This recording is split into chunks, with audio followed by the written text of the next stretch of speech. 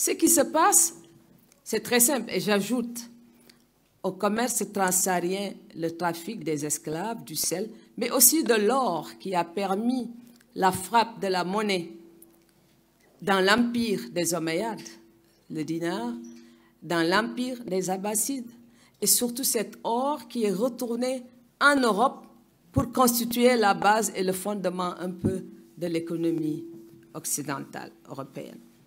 Donc c'était une période faste, toute la période médiévale, faste économiquement, culturellement, religieusement. Et ce qui était le plus intéressant de ce point de vue, c'est qu'après la bataille, justement, de Siffin, l'arbitrage d'Adro, les Kharijites qui étaient sortis sont venus s'installer dans les oasis du Touab, dans le Bzab. Et c'est à partir de là que l'islam, en suivant les routes du commerce transsaharien, pénètre l'Afrique au sud du Sahara. Et c'est le seul espace où l'islam est entré sans les conquêtes. Ici, on a connu les conquêtes avec l'arrivée de Tariq jusqu'à Djebel Tariq, jusqu'à Poitiers,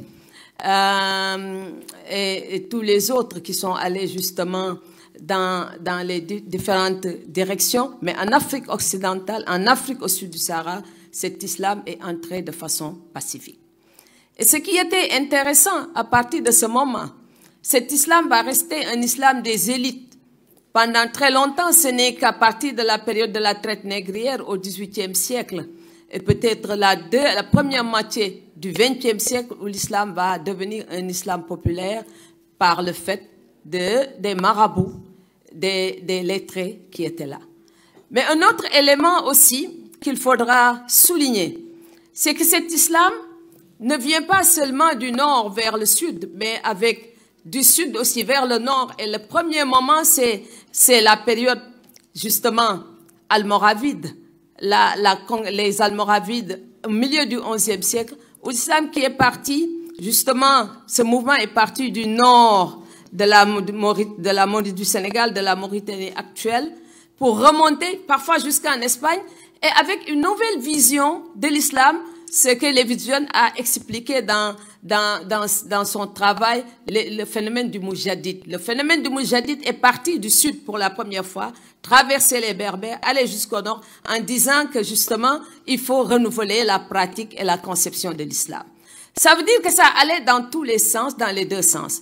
Mais ce que nous devons surtout retenir aussi, c'est que cet islam que nous avons connu, je l'ai dit, moi, l'islam qui m'a beaucoup intéressé pendant la période des Abbassides, était un islam, justement, avec ses réflexions intellectuelles, tout ce travail autour de la pensée. Et je dis, écoute, nous, en Afrique, au sud du Sahara, nous nous sommes surtout focalisés sur l'islam soufi, c'est vrai, mais l'islam aussi, qui était un islam des normes, un islam du droit, du fiqh, et où on se réfère toujours à Halallah ou Halal Rasulullah. On peut le penser ainsi, mais quand on creuse en profondeur ce qui s'est passé, on verra qu'il y a eu des débats extrêmement intéressants de la part de ces soufis. Par exemple, un des débats importants qui a été soulevé, c'est la combinaison du soufisme et de la loi au service du renouveau de la pratique islamique.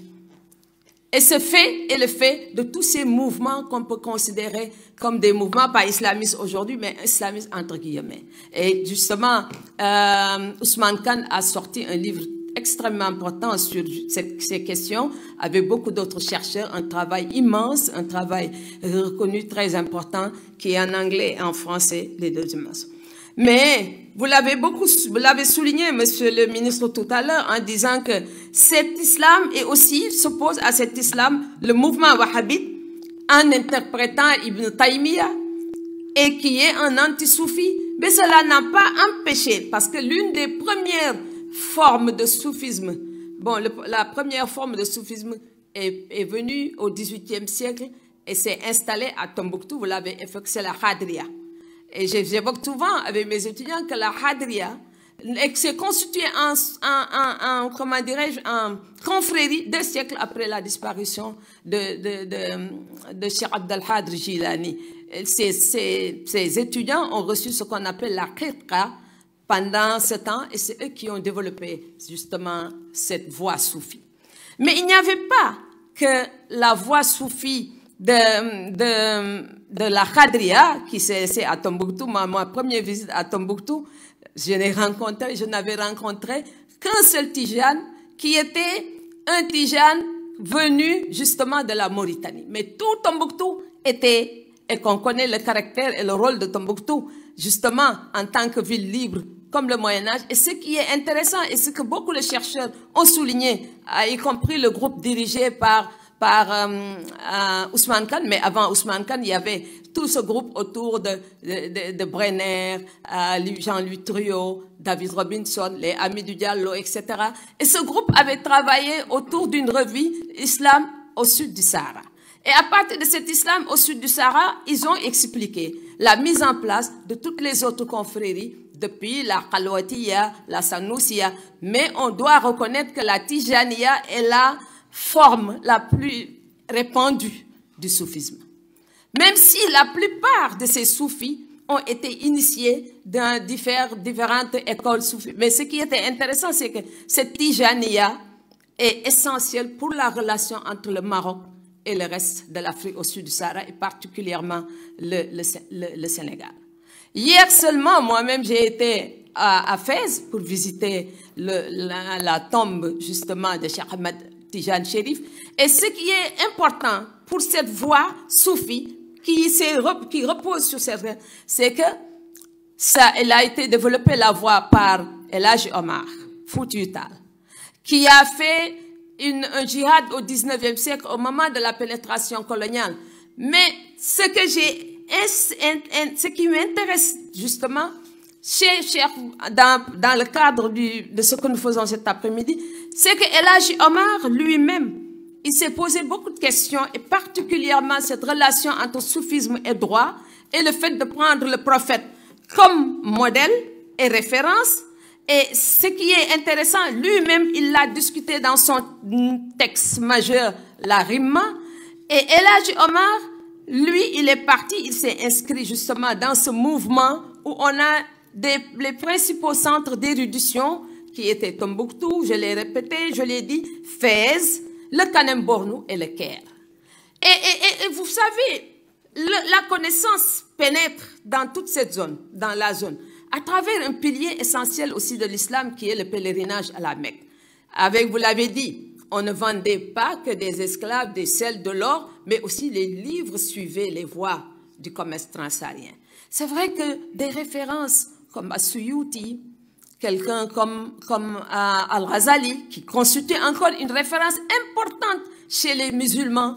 L'imam Al-Ghazali, même si nous les intellectuels, nous nous posons beaucoup de questions par rapport à Al-Ghazali, parce que c'est lui qui a exigé la fermeture de la porte de l'ijtihad, alors que nous aimons beaucoup travailler sur l'ijtihad, surtout nous les femmes. J'y reviendrai quand on discutera de féminisme en islam. Et là, Omar s'est posé des questions. Le modèle prophétique, la rencontre avec le prophète, mais aussi il fallait voir quels étaient les fondements du droit, que représentait le droit. Le droit musulman, c'est le droit, justement, il dit, ça se limite à les principales sources. C'est le Coran, ce sont les hadiths, mais aussi les réflexions des ulémas, des penseurs, etc. Eux aussi, les soufis n'ont pas déserté la réflexion intellectuelle. Mais une autre figure importante qui a précédé certainement à Ousmane El Hadji Omar, c'était quand même, avant lui, il y avait Al-Bakri, mais je me cite beaucoup, le ministre l'a dit, c'est Ahmed Baba de Tombouctou.